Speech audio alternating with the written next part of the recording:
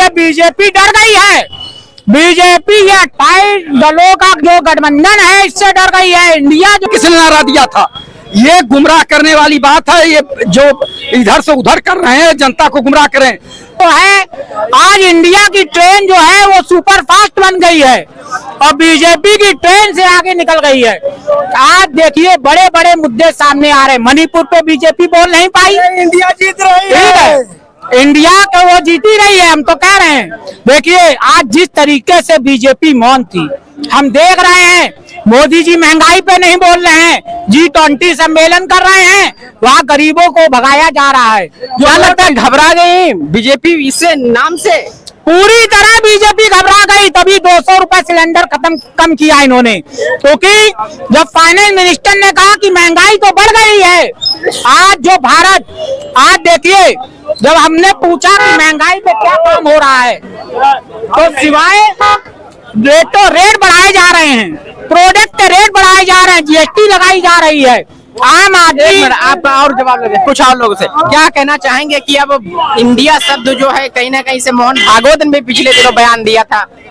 देखिए ये तो गुमराह करने वाली बात है। दोनों इंडिया और भारत एक सिक्के के दो पहलू हैं। नंबर एक बात, शाइनिंग इंडिया किसने नारा दिया था, मेकिंग इंडिया किसने नारा दिया था, अभी डिजिटल इंडिया किसने नारा दिया था। ये गुमराह करने वाली बात है। ये जो इधर से उधर कर रहे हैं, जनता को गुमराह करें। यहाँ बेरोजगारी की समस्या, महंगाई की समस्या, चिकित्सा शिक्षा की समस्या, उस पे नहीं बहस कर रहे हैं। गरीबी बेबसी लाचारी पे नहीं बात कर रहे हैं, केवल इंडिया और भारत पे बात कर रहे हैं कि ये होना चाहिए। आप ये बताइए, देश के प्रधानमंत्री आदरणीय मोदी जी अभी कुछ दिन पहले कहे अब भारत डिजिटल इंडिया हो गया है, कह रहे थे ना। तो अब वहाँ क्या दिक्कत है? ये शब्दों पे जो है, शब्दों के बाजीगर हैं, शब्दों के बाजीगर हैं, शब्दों के जादूगर हैं, शब्दों के व्यापारी हैं मोदी जी। ये केवल जनता को गुमराह कर रहे हैं, मूल समस्याओं से जनता की ध्यान भटकाना चाह रहे हैं। अभी आपने कहा कि 200 रुपया सिलेंडर का कम कर दिए। जब आप 1300, 1400, 1200 ले रहे थे तो कौन ले रहा था 9.5 साल?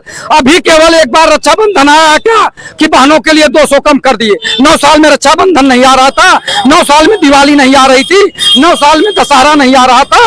ये केवल वोट लेने का चक्कर है कि फिर हम आ जाए तो ये 200 जो कम किया है लगता है आपको लगता है कम नहीं होना चाहिए? महंगाई बढ़ रही है तो भी सरकार का विरोध है, अगर कम कर रहे हैं किसी भी बहाने तो भी विरोध, तो ये कैसे सही है भैया? अगर कम करना है तो कांग्रेस अन्य राज्यों में 400, 450 में सिलेंडर दे रही है, तो आप पूरे भारत में क्यों नहीं 400 या 500 के सिलेंडर कर देते? ये कम करिए, तब जनता को कुछ राहत होगी। अब जनता का खून पसीना चूस लीजिए, उसके बाद थोड़ा सा एक बूंद पानी छिड़क दीजिए, उससे क्या फर्क पड़ता है? और बल्कि गर्मी बढ़ जाएगी और सांसद बढ़ जाएगी। देश के प्रधानमंत्री जी को जन कल्याणकारी योजना चलाना चाहिए, जनता को राहत देना चाहिए, न कि व्यापारी बनना चाहिए कि जनता का खून पसीना चूस लीजिए, जनता को परेशान करिए। एक मिनट जवाब ले लेता हूँ इनसे आपकी, एक मिनट रुकिए। ये कह रहे हैं कि जनता का 9 साल खून पसीना चूस के अब 200 रुपया लॉलीपॉप की तरह मतलब दिया जा रहा है, और इससे पहले रक्षाबंधन नहीं होता था देश में। क्या कहना चाहेंगे इसमें? देखिए ऐसा है ना, देखिए ये 200 रुपए हो या हो, मेन जो है जनता को और पब्लिक को, ठीक है ना, रोजगार चाहिए। मेन रोजगार पे बात करिए, है ना, मेन मुद्दे की बात करिए।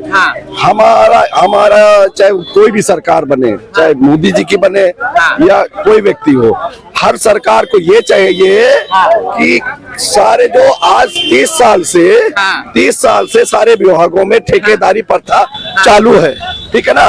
वो 9 साल बीजेपी को हो गए, ठीक है ना, इससे पहले ठेकेदारी प्रथा शुरू हुई, ठीक है ना।